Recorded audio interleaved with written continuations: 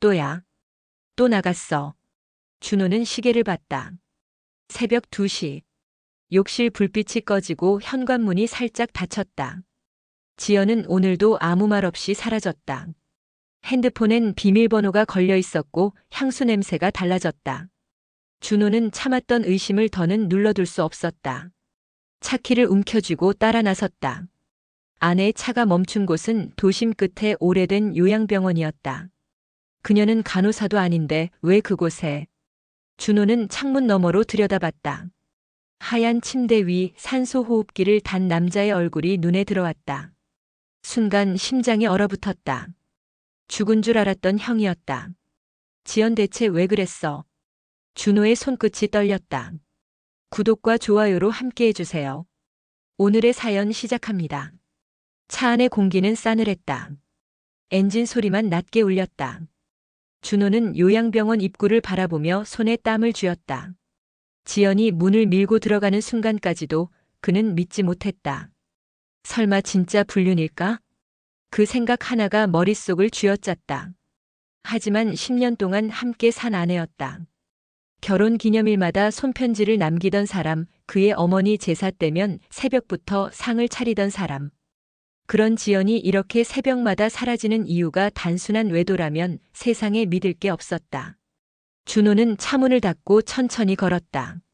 창문으로 새어나오는 희미한 불빛이 병원의 낡은 외벽을 비췄다.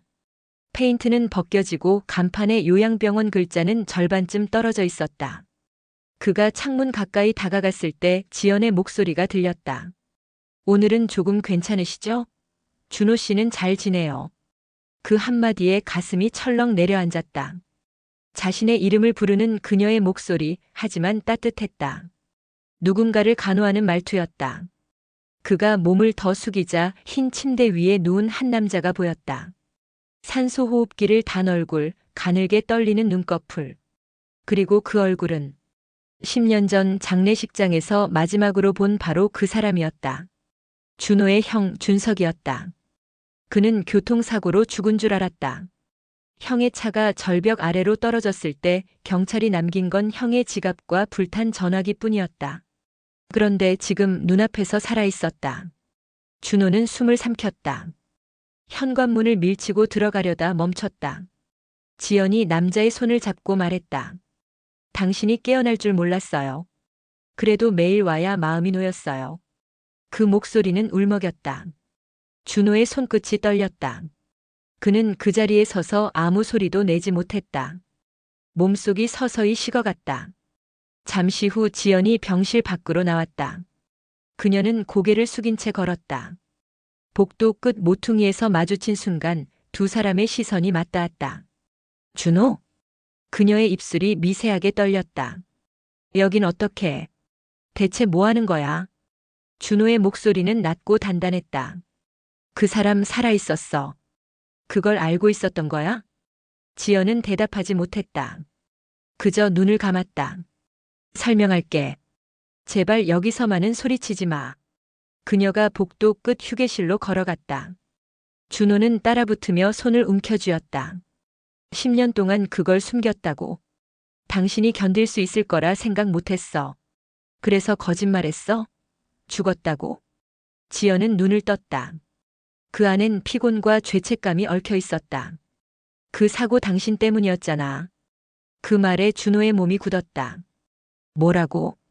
형이 당신 대신 운전했잖아.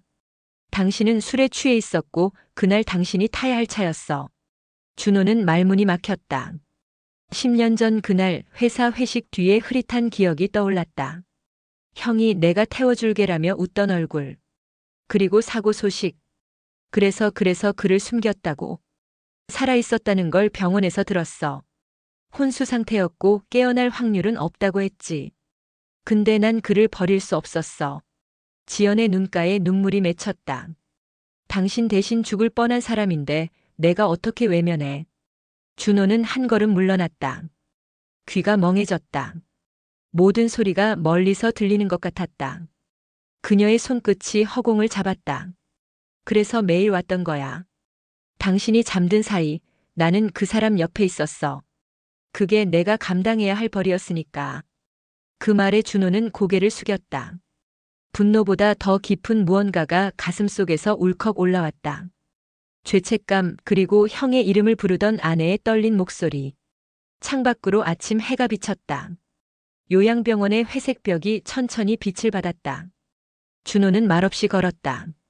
복도 끝에서 잠시 멈춰 형의 병실 문을 바라봤다. 그곳에서 지연의 울음소리가 낮게 흘렀다. 준호는 눈을 감았다. 그제야 비로소 자신이 잃은 게 사랑만이 아니었다는 걸 알았다. 그가 잃은 건 형의 생과 아내의 믿음 그리고 자신이었다. 그는 천천히 고개를 들었다. 숨을 고르고 문 앞에 섰다. 지연아, 이젠 같이 가자. 그 말은 용서가 아니라 시작이었다. 새벽의 공기가 병원 창문 사이로 스며들었다. 그 속에서 오래 묻어둔 진실이 천천히 숨을 쉬었다. 그날 이후 준호는 잠들지 못했다. 지연의 얼굴이 눈을 감아도 떠올랐다. 그녀의 거짓말 그리고 그 거짓말에 담긴 이유가 머릿속을 계속 맴돌았다. 형의 병실에서 본 그 장면이 잊히지 않았다. 지연이 형의 손을 잡고 눈물 흘리던 모습. 그건 사랑의 눈물일까 아니면 속죄의 눈물일까? 준호는 자신에게 물었다. 그리고 대답하지 못했다. 분노와 슬픔이 엉켜 있었다. 아침 식탁 위엔 여전히 2개의 그릇이 놓여 있었다. 지연은 아무렇지 않은 듯 국을 덜었다. 오늘은 회사 가지 마. 피곤해 보여. 괜찮아. 일어나야지. 당신 어제 본 거 꿈이라고 생각해. 준호는 숟가락을 내려놓았다. 꿈? 그래. 당신은 몰라도 돼. 나도 혼란스러워. 10년 동안 숨겨왔잖아. 이제 와서 뭘 몰라도 돼? 지연은 대답하지 않았다. 국물이 식어갔다. 준호는 자리에서 일어섰다. 그 사람 의식이 돌아올 수도 있어? 지연의 눈이 흔들렸다. 의사 말로는 희박하대. 그래도 매일 가면 가끔 손이 움직이기도 해. 그럼 계속 갈 거야?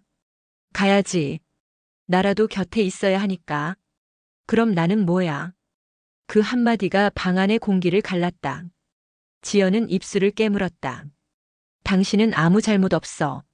하지만 당신도 알잖아. 그 사고가 누구 때문이었는지. 그걸 이제 꺼내. 나도 괴로워. 괴로워하면서 거짓말을 했어? 지연은 대답 대신 조용히 국그릇을 치웠다. 그녀의 뒷모습은 조용했지만 그 조용함이 준호를 더 무너뜨렸다. 그날 밤 준호는 병원 근처의 공원에 앉아 있었다. 불빛이 깜빡이는 병원 창문이 멀리 보였다. 그 안에 지연이 있었다. 그녀는 형의 곁에 앉아 책을 읽고 있었다. 10년 동안 매일 그랬다는 사실이 준호의 가슴을 짓눌렀다. 그는 담배를 꺼냈다가 다시 넣었다. 형의 얼굴이 떠올랐다. 형 당신이 왜 그랬어? 그는 낮게 중얼거렸다. 그날의 기억이 다시 피어올랐다. 10년 전 빗길이었다. 술에 취해 있었던 건 자신이었다. 형이 대신 운전대를 잡았고 그렇게 떠났다. 그가 살아있었다면 자신은 죄인이다. 그 생각이 뼛속까지 스며들었다. 그때 전화가 울렸다. 지연이었다. 지금 어딨어? 밖이야. 나 형이 조금 움직였어. 준호는 자리에서 벌떡 일어섰다. 요양병원으로 달려갔다. 형의 병실 안엔 간호사와 지연이 있었다. 모니터가 약하게 깜빡이고 형의 손가락이 미세하게 떨렸다. 지연은 울고 있었다. 봤지? 살아있어. 준호는 그 모습을 멍하니 바라봤다. 당신은 왜 나한테 말 안 했어? 그때는 확신이 없었어. 의식이 돌아오면 그때 얘기하려고 했어. 그럼 내가 평생 모르고 살았으면 좋겠었어? 그게 당신을 위한 거였어. 아니, 그건 당신을 위한 거였지. 준호의 목소리가 갈라졌다. 당신은 죄책감에 묶여 살고 싶었던 거야. 형 옆에서 용서받는 척하면서. 지연은 눈을 감았다. 그게 아니야. 그럼 뭐야? 그 사람을 사랑했어. 하지만 그건 옛날이야. 지금은 나야? 침묵이 병실을 가득 채웠다. 기계음만 규칙적으로 울렸다. 지연의 눈에서 눈물이 흘렀다. 미안해. 정말 미안해. 준호는 돌아섰다. 이제 와서 미안하다고 하면 끝이야? 난 그냥 그 사람이 불쌍했어. 당신 대신 당신의 인생까지 짊어진 사람이라서. 그 말이 가슴을 찔렀다. 준호는 말없이 병실을 나왔다. 밖은 여전히 어두웠다. 주차장 가로등 불빛이 희미하게 흔들렸다. 비가 내리기 시작했다. 그는 차 안에 앉아 한참을 움직이지 못했다.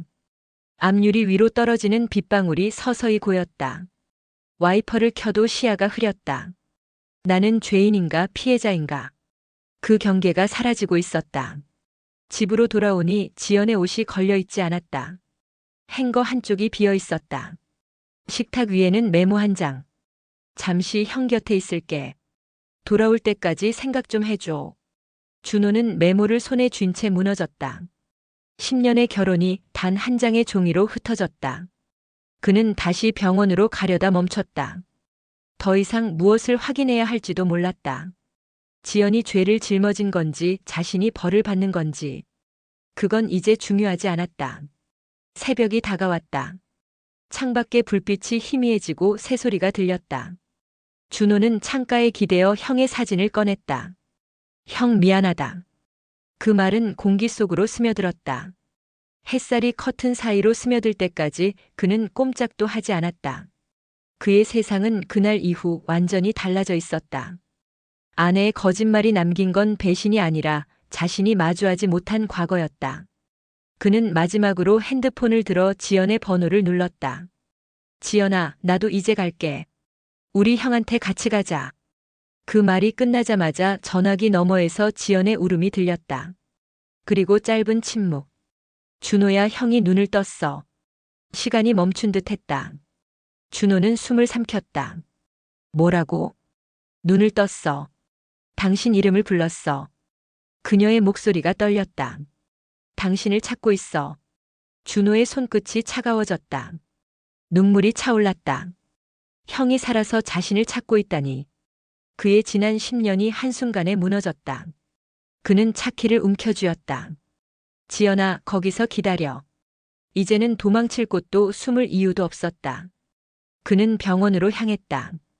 비가 멈추고 새벽의 빛이 도로 위를 덮었다. 그 빛 속으로 차가 천천히 사라졌다. 그리고 그 순간 모든 것이 변하고 있었다. 병원 복도는 고요했다.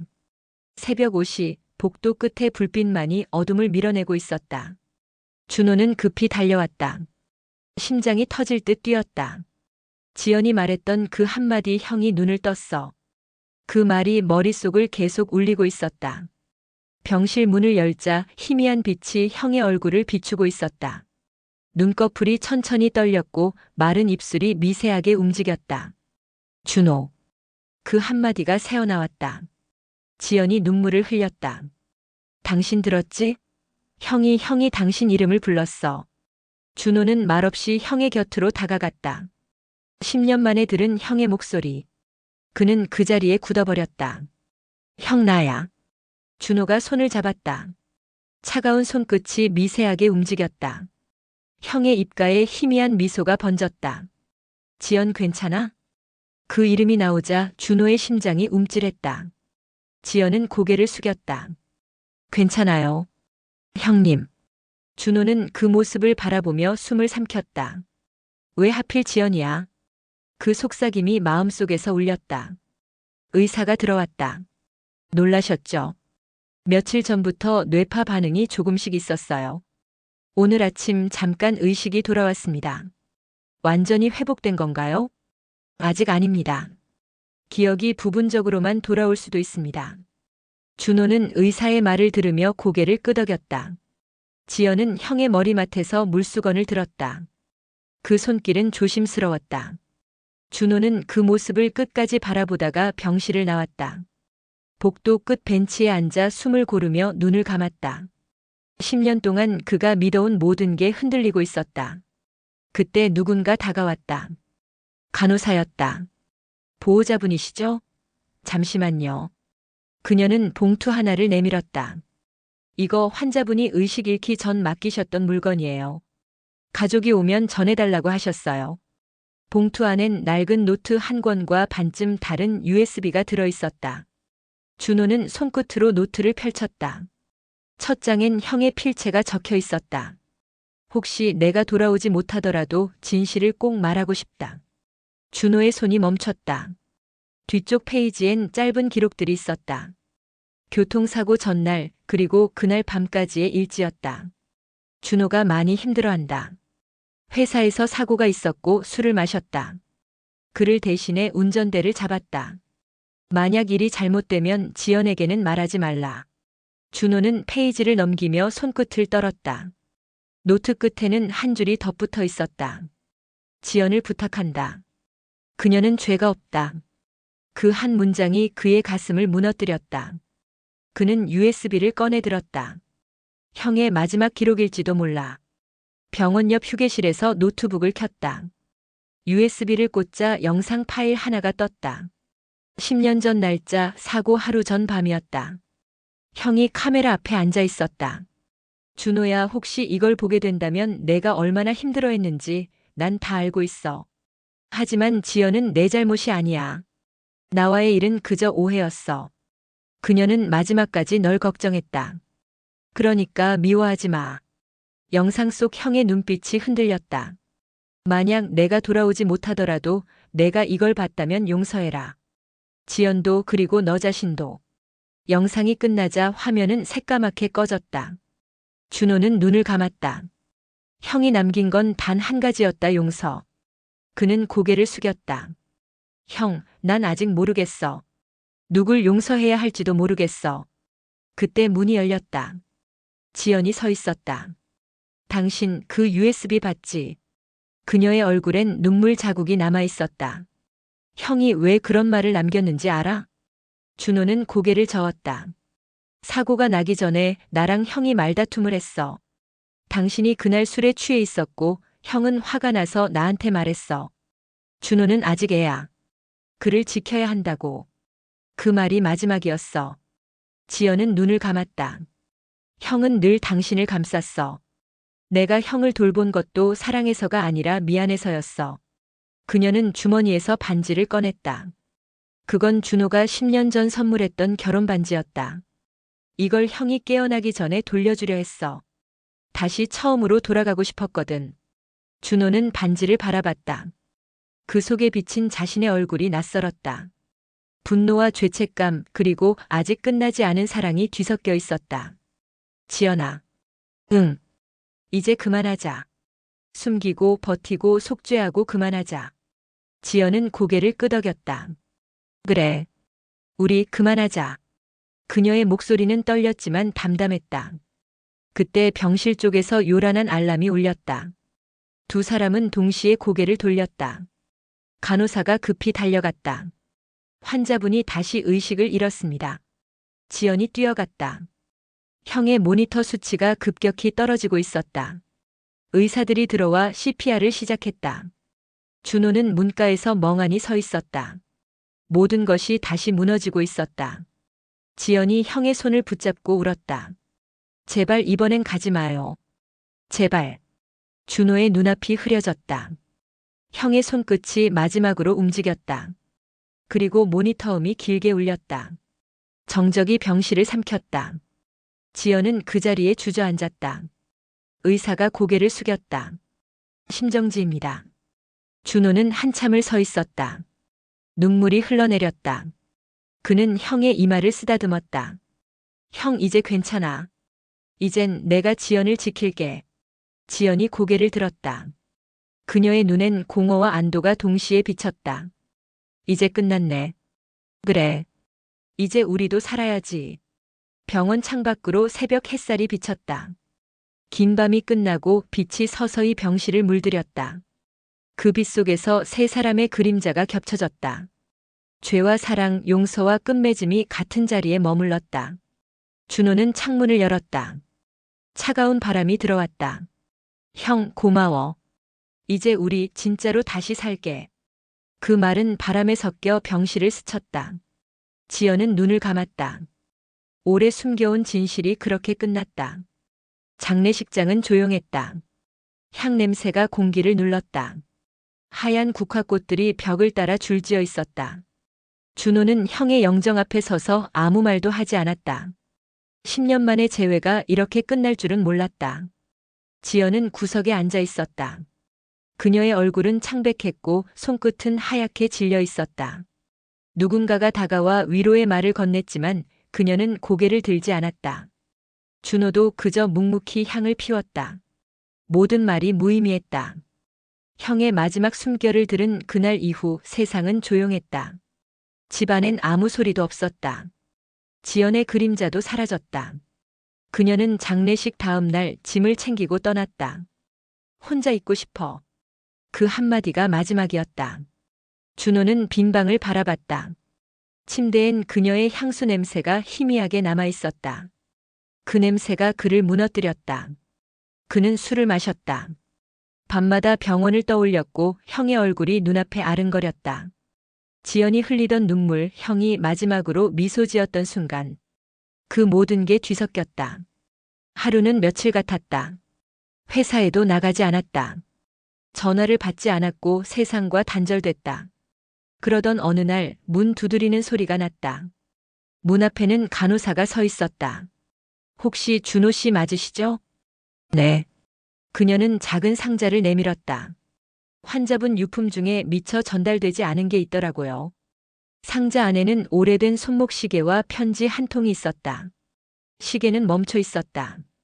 그리고 봉투엔 형의 필체가 있었다. 준호에게. 그는 봉투를 뜯었다. 편지엔 짧은 문장들이 빽빽하게 적혀 있었다. 사고 전날 지연이 많이 울었다.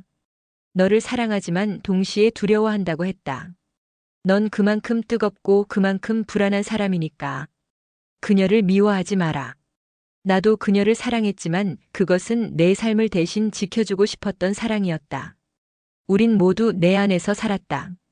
글씨가 점점 흐려졌다. 준호의 눈물이 편지 위에 떨어졌다. 그는 주저앉았다. 형 왜 이제야? 목소리가 끊겼다. 그날 밤 그는 형의 시계를 손목에 찼다. 초침이 멈춘 시계가 손끝에 닿을 때마다 형의 숨결이 느껴지는 듯 했다. 그는 천천히 창문을 열었다. 도시의 불빛이 멀리 번졌다. 그때 전화가 울렸다. 번호는 낯설었다. 여보세요. 저 지연이에요. 준호는 잠시 말이 막혔다. 어디야? 병원이야. 형님 장례 치른 그 병원. 나 다시 여기 왔어. 왜? 그냥 여기 있어야 할 것 같아서. 아직 정리가 안 돼. 이제 그만 돌아와. 아니, 나 아직 용서 못했어. 그녀의 목소리가 떨렸다. 내가 형님을 살린 것도 숨긴 것도 결국 나 때문이잖아. 내가 둘을 다 망가뜨렸어. 그만해, 지연아. 아니야. 당신도 날 미워해야 정상이지. 미워했어. 준호의 목소리가 낮게 깔렸다. 그런데 이제 모르겠어. 미움보다 공허해. 전화기 너머로 한숨이 새어나왔다. 나 내일 떠날 거야. 형님 산소에 가서 인사하고. 어디로? 아무데나. 그냥 조용한 데로. 통화가 끊겼다. 준호는 한참 동안 가만히 있었다. 그녀가 떠나면 모든 게 끝날 것 같았다. 하지만 붙잡을 힘이 없었다. 다음 날 그는 산소로 갔다.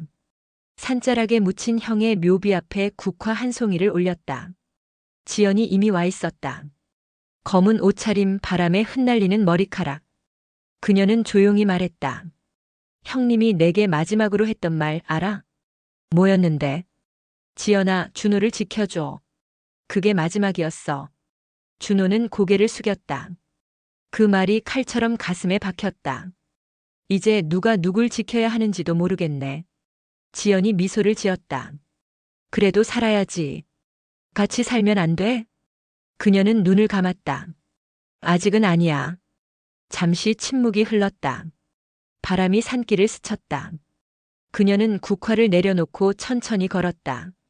언젠가 용서받을 날이 오면 그때 다시 볼게. 그녀의 뒷모습이 멀어졌다. 준호는 움직이지 못했다. 말 한마디가 목에 걸려 나오지 않았다. 그녀가 사라진 자리엔 바람 소리만 남았다. 며칠 후 준호는 형의 유품을 정리했다. 노트와 시계, 편지 한 장. 그 사이에 작은 영수증이 끼어 있었다. 요양병원 1년간 치료비 납부자 지연. 금액이 수천만 원이었다. 그제야 그는 알았다. 그녀가 왜 그토록 지쳐 있었는지, 왜 아무 말도 못했는지. 그는 시계를 바라봤다. 초침이 멈춘 자리에 햇빛이 비쳤다. 그 순간 아주 미세하게 시계 바늘이 움직였다. 착각이었을지도 모른다.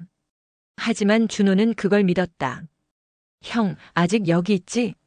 그는 웃었다. 그래, 우리 아직 끝난 게 아니야.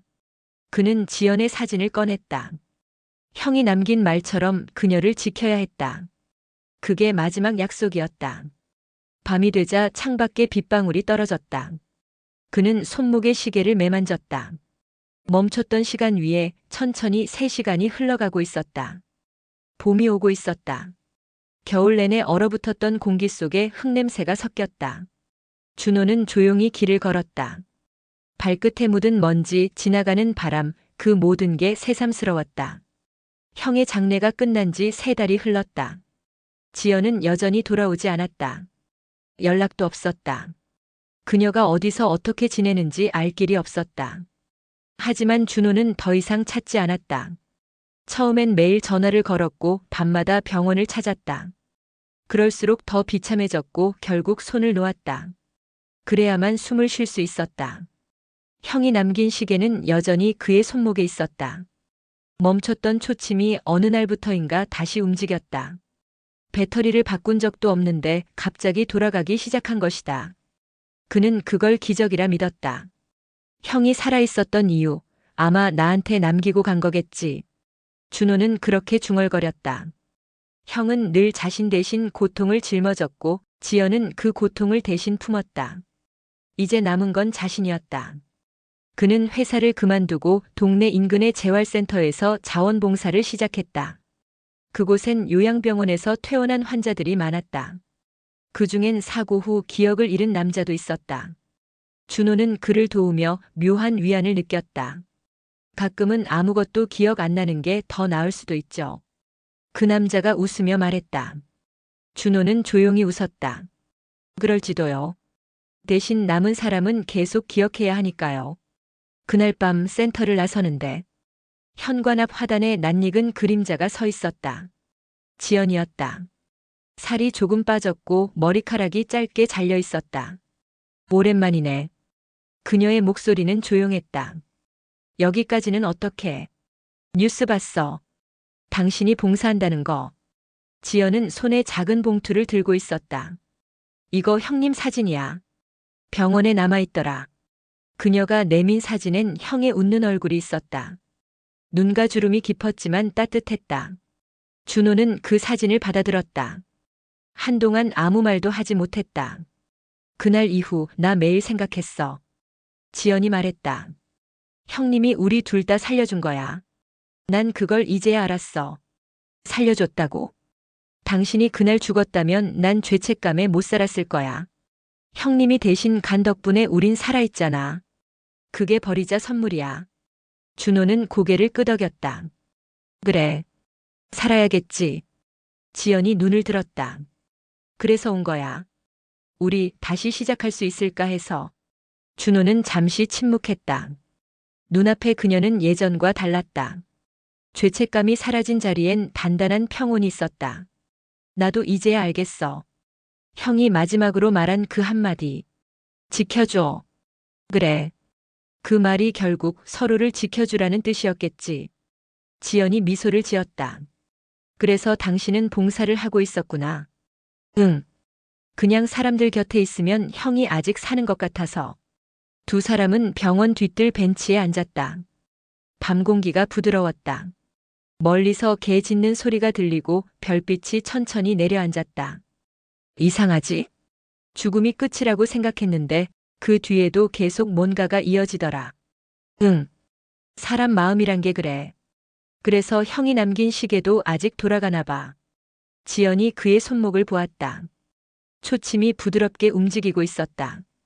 그녀는 손끝으로 시계를 가볍게 만졌다. 살아있네. 그래. 우리도. 잠시 후 지연이 자리에서 일어섰다.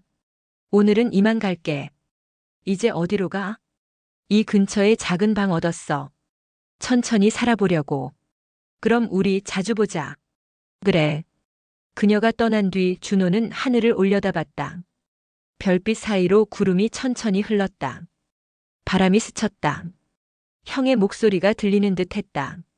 준호야, 잘했다. 그는 미소를 지었다. 오랜만에 가슴이 따뜻했다. 지연이 떠난 길 끝에 희미한 불빛이 남아 있었다. 그 불빛이 마치 형의 시선처럼 느껴졌다. 준호는 시계를 바라보며 속삭였다. 형, 나 이제 괜찮아. 우리 다 괜찮을 거야. 그날 밤 초침은 단 한 번도 멈추지 않았다. 새벽 공기가 차가웠다. 준호는 숨을 깊게 들이켰다. 어둠이 거치는 길을 따라 천천히 뛰었다. 발소리가 규칙을 만들었다. 어제와 다른 오늘, 오늘과 다른 내일. 손목의 시계가 분침을 밀어 올렸다. 형의 시간이 그의 손목에서 살아 움직였다. 그는 멈춰 서서 하늘을 보았다. 속으로 짧게 말했다. 오늘은 돌아가지 않겠다. 그가 첫 번째로 향한 곳은 회사였다. 한때 술자리가 전부였던 곳, 사건의 그림자가 시작된 곳. 문이 열리자 익숙한 냄새가 밀려왔다. 신입사원이 인사를 했다. 오랜만입니다. 잠깐 책임자 좀 뵙겠습니다. 상사는 여전히 같은 자리에 앉아 있었다. 회색 정장, 냉담한 시선. 그는 과거를 모른 척했다. 무슨 일로? 그날 회식 기억하시죠? 준호의 목소리는 흔들리지 않았다. 귀가 짓이 없었고 대리 호출도 금지였죠. 그날이 없었으면 제 형은 죽지 않았을 겁니다. 상사의 눈썹이 꿈틀거렸다. 지나간 일을 왜 지금? 지나가지 않았습니다. 준호는 그의 눈을 똑바로 보았다. 저는 오늘 전 직원 앞에서 말할 겁니다. 이 회사가 사람을 어떻게 잃었는지. 회의실 문이 열렸다. 사람들이 웅성거렸다. 준호는 마이크를 잡았다. 숨을 고르고 단단히 말했다. 저는 10년 전 술에 취한 채 회식 자리를 떠났습니다. 대신 운전대를 잡은 건 제 형이었습니다. 그는 살아 돌아와 제 앞에서 죽었습니다. 왜냐하면 우린 다 같이 방조했기 때문입니다. 정적이 울렸다. 누군가 고개를 숙였다. 누군가는 눈을 피했다. 상사가 자리에서 일어나려다 멈췄다. 오늘부로 저는 이 회사를 떠납니다. 그리고 음주 강권과 지시 없는 귀가 관행을 고발하겠습니다. 마지막으로 말합니다. 2번 다시 이런 장례를 보지 않게 해주세요. 그는 마이크를 내려놓았다. 가벼움이 아닌 무게가 어깨에 얹혔다. 도망이 아니라 선택의 무게였다. 다음으로 들른 곳은 경찰서였다. 창구는 한산했고 바람이 서류를 흔들었다. 준호는 자필 진술서를 꺼내 제출했다. 기록을 바로잡고 싶습니다. 민원 담당자는 놀란 표정이었다. 사고는 종결된 사건인데요. 알아요. 그래도 남겨두고 싶습니다. 책임이 어디서 시작됐는지. 담당자는 고개를 끄덕였다. 볼펜이 종이를 긋는 소리가 조용히 이어졌다. 준호는 작은 안도감을 느꼈다. 숨이 깊어졌다. 해가 기울 무렵 그는 재활센터로 갔다.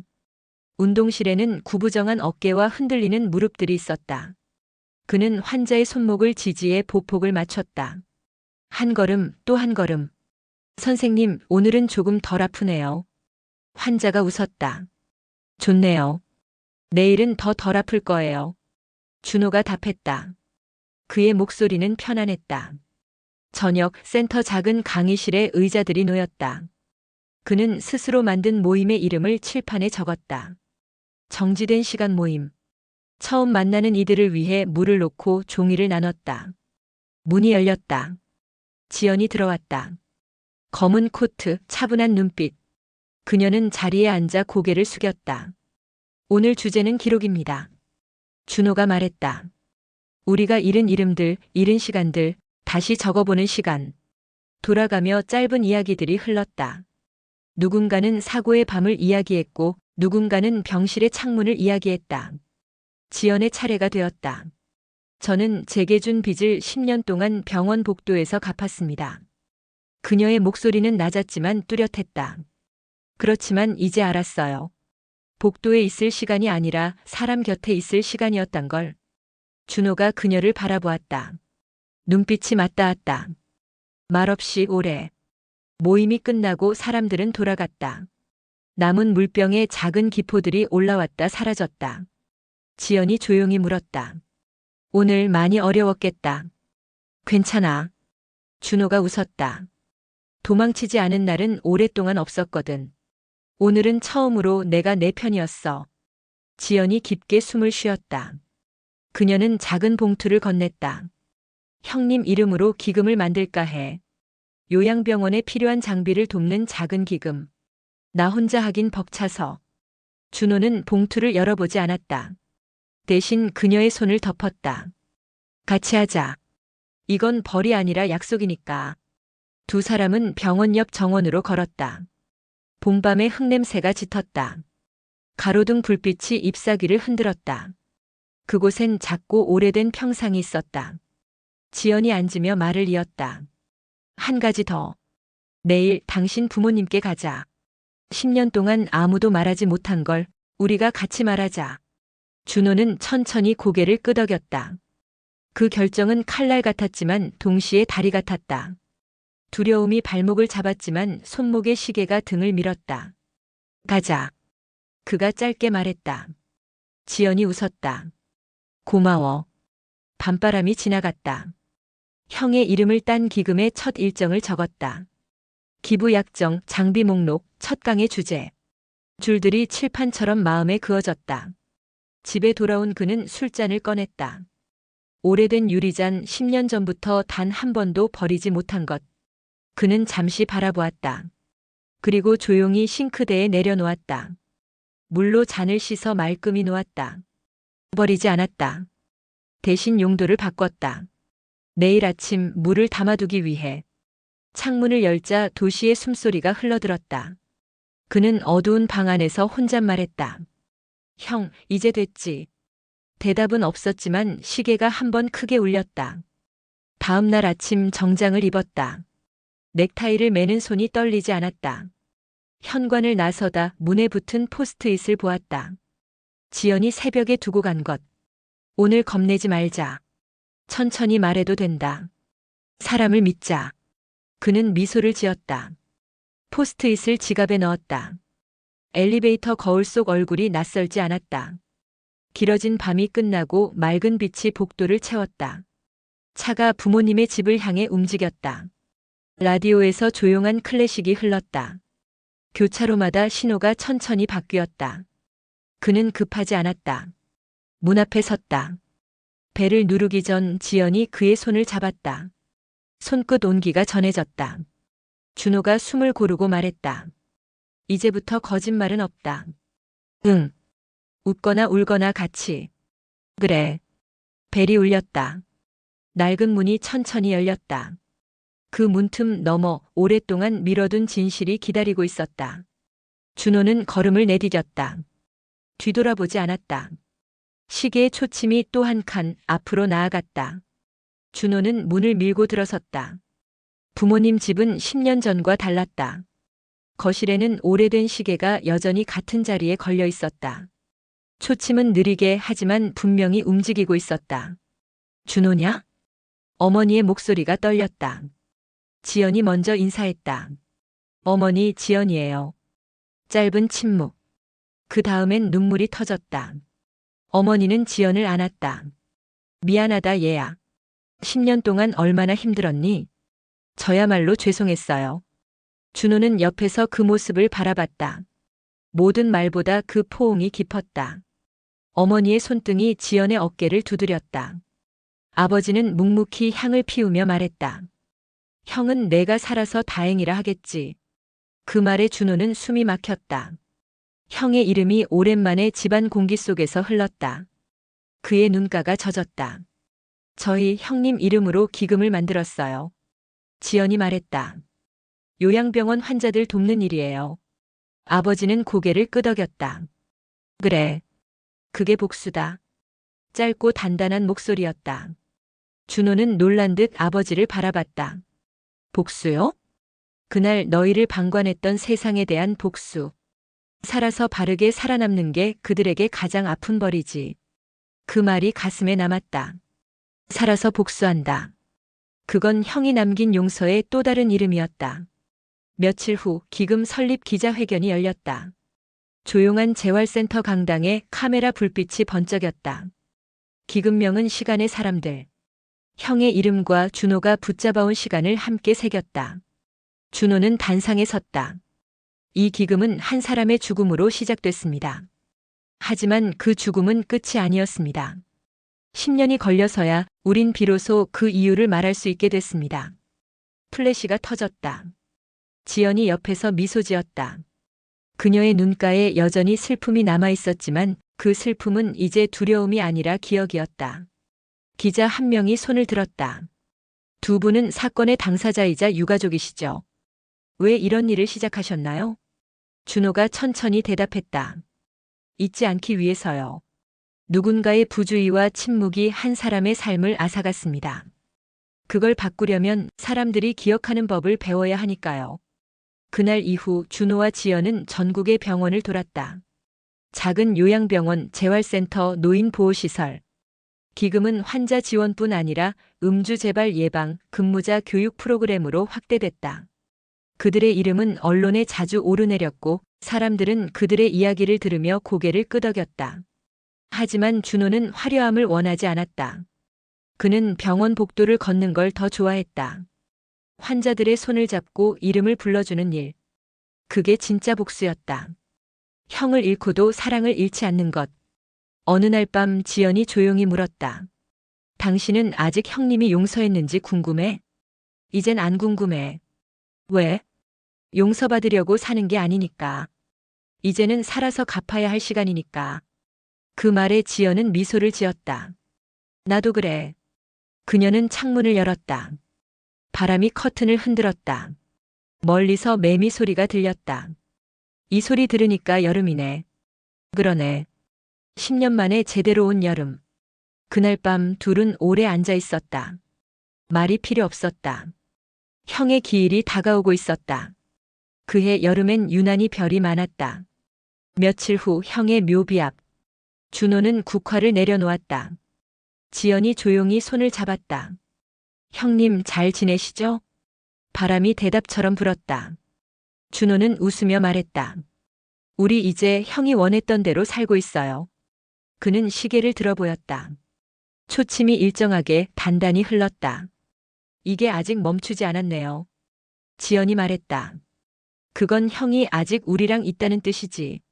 묘비 옆에 나비 한 마리가 내려앉았다. 잠시 숨을 고르더니 날아올랐다. 그 움직임이 마치 형의 눈짓 같았다. 지연이 속삭였다. 형님, 이제 괜찮아요. 우리도 괜찮아요. 그날 오후 두 사람은 산길을 내려왔다. 준호는 하늘을 올려다봤다.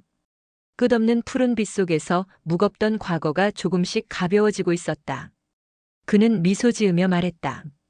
이제 정말 복수가 끝났네. 응. 복수는 끝났고 삶은 계속되지. 둘은 손을 잡았다. 그들의 그림자가 나란히 길게 늘어졌다. 형의 시계가 다시 한번 작게 울렸다. 세상은 여전히 조용했지만 그 속에서 두 사람의 시간은 확실히 움직이고 있었다. 늦여름의 바람이 조금 서늘했다. 준호는 다시 형의 노트를 펼쳤다. 기금 행사 뒤 정리하다가 발견한 마지막 페이지였다. 몇 번이나 읽었지만 끝까지는 펼치지 못했던 곳. 종이는 누렇게 발해 있었다.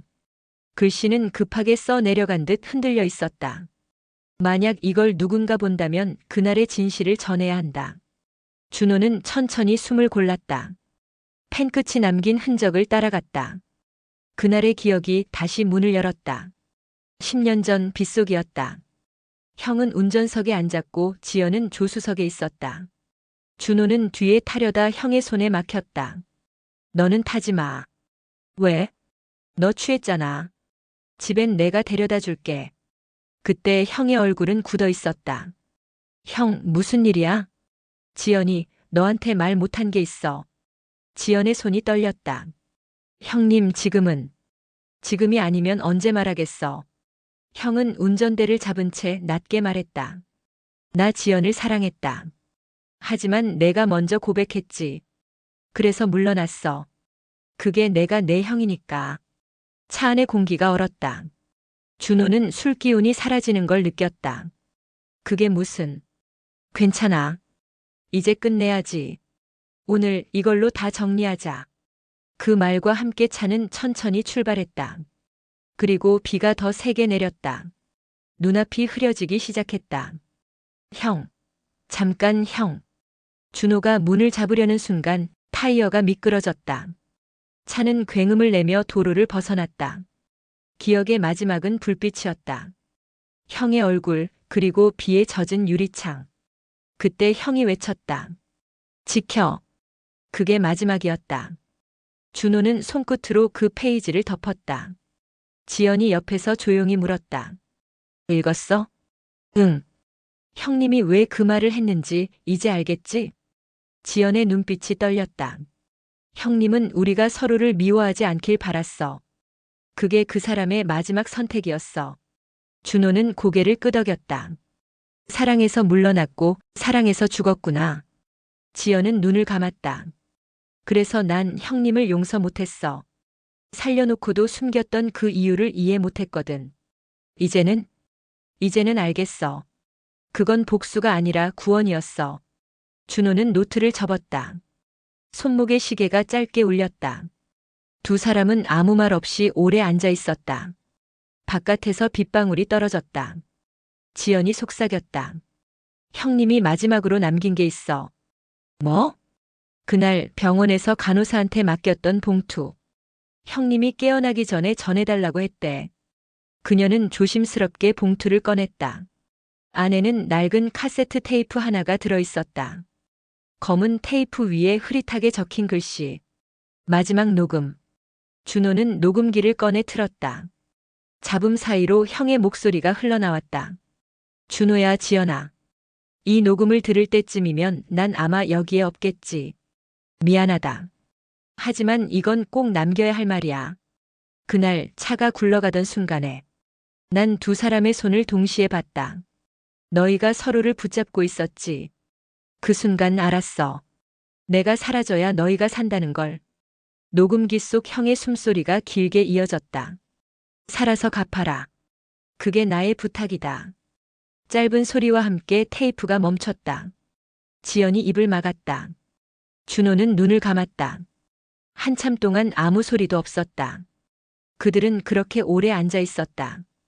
비가 그치고 창문 틈새로 햇빛이 들어왔다. 먼지들이 빗속에서 천천히 떠올랐다. 준호가 조용히 말했다. 이제 됐다. 지연이 물었다. 무엇이? 형의 복수도 우리의 죄도. 이제 다 끝났어. 지연이 손을 내밀었다. 준호는 그 손을 잡았다. 손끝이 따뜻했다. 그날 밤 두 사람은 형의 묘비 앞에 섰다. 준호가 시계를 내려놓았다. 이제 이건 여기 두고 갈게. 지연이 고개를 숙였다. 형님 고맙습니다. 그들은 묵념을 했다. 바람이 불었고 시계의 초침이 마지막으로 움직였다. 그 소리가 바람에 섞였다. 그리고 완전히 멈췄다. 지연이 조용히 말했다. 이제 우리 시간으로 살자. 준호가 웃었다. 그래. 우리 시간으로. 그들의 그림자가 석양 아래 겹쳤다. 빛은 길었고 바람은 따뜻했다. 형의 시간은 멈췄지만 그들이 사는 시간은 다시 흘러가기 시작했다. 가을은 그렇게 찾아왔다. 요양병원 정원에는 국화가 피기 시작했고 바람은 한결 부드러워졌다. 준호는 천천히 복도를 걸었다. 이곳은 이제 그의 일터이자 형의 이름이 남은 자리였다. 벽에는 시간의 사람들 기금 명패가 붙어 있었다. 그 아래 작은 문구 하나. 멈춘 시간은 다시 흐를 수 있다. 그는 커튼을 걷었다. 햇살이 흰 병실 안으로 번졌다. 새로 들어온 환자에게 책을 건넸다. 이건 저희 형이 좋아하던 책이에요. 읽어보세요. 환자는 미소를 지었다. 형이 참 좋은 분이셨나 봐요. 네, 지금도요. 준호는 그 말을 하고 잠시 하늘을 봤다. 창밖의 하늘은 맑았고 구름은 느리게 흘렀다. 그의 눈가에 따뜻한 빛이 머물렀다. 복도 끝에는 지연이 있었다. 의자에 앉아 서류를 정리하고 있었다. 오늘은 조용하네. 그녀가 웃었다. 응. 요즘 환자들이 늘었어. 다들 형님 이야기를 듣고 찾아왔대. 그럴만하지. 준호가 고개를 끄덕였다. 두 사람은 한동안 말을 멈췄다. 대신 함께 창밖을 바라봤다. 햇빛이 병원 앞마당을 덮고 아이들이 뛰어놀고 있었다. 그 소리가 묘하게 그리웠다. 준호야. 응. 나 가끔 형님 생각하면 아직 울컥해. 나도 그래. 근데 이상하지? 슬프기보단 고맙다. 그 말에 준호는 미소를 지었다. 우리 둘 다 그 사람 안에서 살아있잖아. 응. 그게 위로야. 지연은 가방에서 낡은 사진 한 장을 꺼냈다. 형과 준호 그리고 자신이 함께 웃고 있는 사진이었다. 이 사진 이제는 평범하게 볼 수 있을 것 같아. 그래. 이제 이건 추억이지 상처가 아니야. 잠시 후 병원 방송이 울렸다. 기금 설립 1주년 기념식이 30분 후에 시작됩니다. 지연이 자리에서 일어섰다. 벌써 1년이네. 시간이 빠르다. 그 말 형님이 들었으면 웃었겠다. 아마 그러셨을 거야. 행사장엔 소박한 장식과 국화꽃 향기가 퍼져 있었다. 환자들과 가족들이 모여 있었고 직원들은 의자를 정리했다. 준호는 단상에 올랐다. 마이크를 잡은 손이 덜 떨렸다. 이 자리는 멈춰있던 시간을 다시 걷게 한 사람들을 위한 자리입니다. 고통과 후회가 있었지만 우리는 살아있습니다. 살아있다는 건 다시 사랑할 수 있다는 뜻이니까요. 청중이 조용히 고개를 끄덕였다. 지연이 옆에서 박수를 쳤다. 그 박수 소리는 가볍고 단단했다. 행사 후 두 사람은 병원 옥상으로 올랐다. 노을이 천천히 내려앉고 있었다. 빨강과 주황이 섞인 하늘. 준호는 잠시 눈을 감았다. 형이 이 광경 봤으면 좋았을 텐데. 지금 보고 있을 거야. 지연의 목소리가 부드럽게 울렸다. 그녀가 손을 내밀었다. 손끝에 바람이 닿았다. 이제 후회는 안 해? 후회는 남아. 하지만 그게 나쁘진 않아. 왜? 그게 살아있다는 증거잖아. 지연이 웃었다. 맞아. 회한이 있어야 삶이 깊어지는 거야. 그들은 한동안 노을을 바라봤다. 빛이 점점 옅어지면서 병원 앞길에 가로등이 하나둘 켜졌다. 저 멀리서 아이들이 웃는 소리가 바람을 타고 들려왔다. 모든 게 조용히 제자리를 찾는 느낌이었다. 지연이 가만히 말했다. 형님이 마지막에 남긴 말 기억나? 살아서 갚아라. 그래. 이제는 갚았다고 해도 될까? 아직은. 아직 조금 남았지. 그의 대답에 지연이 고개를 끄덕였다. 그럼 끝까지 같이 하자. 응. 준호는 하늘을 향해 손을 올렸다. 바람이 그 손끝을 스쳤다. 햇빛이 사라지고 별 하나가 떠올랐다. 그 별이 유난히 밝았다. 그날 밤 지연은 병원 복도 불을 끄고 마지막으로 문을 잠갔다. 준호는 뒤에서 조용히 말했다. 오늘도 초침은 멈추지 않았네. 당연하지. 우리도 아직 살아있으니까. 두 사람은 병원을 나섰다. 길 위로 노란 가로등이 이어졌고 그 빛이 천천히 두 사람의 그림자를 하나로 묶었다. 그들은 서로의 손을 잡고 걸었다. 그 손 사이로 바람이 스며들었다. 차가운 바람이었지만 따뜻하게 느껴졌다. 어둠이 완전히 내려앉을 즈음 멀리서 새벽 첫 기차 소리가 들려왔다. 세상은 멈춘 적 없었다. 그들은 그제야 깨달았다. 멈춘 건 시간의 흐름이 아니라 자신들이었다는 것을. 준호가 웃으며 속삭였다. 이제 괜찮다. 지연이 대답했다. 그래, 이제 진짜 괜찮아. 그들의 뒷모습이 거리 끝으로 천천히 사라졌다. 그리고 그 위로 첫 별이 천천히 빛났다. 겨울이 다시 왔다. 눈발이 천천히 내려앉았다. 요양병원 앞 국화 화분은 비어 있었고 대신 흰 눈이 그 자리를 채웠다. 준호는 현관 앞 눈을 쓸었다. 올해도 그가 첫 번째 출근이었다. 손끝이 시렸지만 이상하게 마음은 따뜻했다. 벽 한쪽에 걸린 액자를 바라봤다. 사진 속엔 세 사람이 있었다. 형, 자신 그리고 지연. 그 웃음이 이제는 낯설지 않았다. 형님, 올해도 왔어요. 그가 혼잣말을 했다. 지연은 지금 교육 나갔어요. 신입 간호사들한테 형님 얘기 들려주러요. 눈송이가 천천히 내려앉았다. 준호는 하늘을 봤다. 회색 구름 사이로 미세한 햇빛이 스며들었다. 그 빛은 조용히 병원 유리창에 부딪혀 반짝였다. 그때 전화가 울렸다. 지연이었다. 지금 눈 내려? 응, 제법 많이. 그럼 잠깐 나와. 보여줄 게 있어. 준호는 병원 앞마당으로 나갔다. 지연이 언덕 아래에서 손을 흔들고 있었다. 그녀의 손엔 커다란 흰 풍선 하나가 들려 있었다. 오늘 형님 기일이잖아. 이거 같이 날리자. 그들은 풍선 끈을 붙잡았다. 준호가 문득 말했다. 이제 보내도 되겠지? 그래. 형님은 이미 우리 안에 있으니까. 둘은 천천히 손을 놓았다. 풍선이 하늘로 올라갔다. 눈발 속을 뚫고 구름 사이로 사라졌다. 준호는 오래 그걸 바라봤다. 참 이상하지. 지연이 말했다. 그동안은 형님 얘기만 하면 울었는데 이젠 그냥 고맙다. 그게 그분의 복수였을지도. 복수? 우리를 이렇게 살게 만든 거. 지연이 웃었다. 그럼 성공했네. 둘은 잠시 눈을 맞았다. 눈송이가 머리 위로 내려앉았다가 금세 녹았다. 준호가 손목의 시계를 바라봤다. 초침은 여전히 정확하게 움직이고 있었다. 그는 천천히 말했다. 이제 형 시계 멈춰도 괜찮겠지. 멈춰도 이미 우리 시간은 계속되니까. 그래. 준호는 시계를 벗어 지연의 손에 쥐어줬다. 이건 내가 가져. 괜찮아? 이제 나보다 내가 더 잘 지킬 거야. 지연은 시계를 품에 넣었다.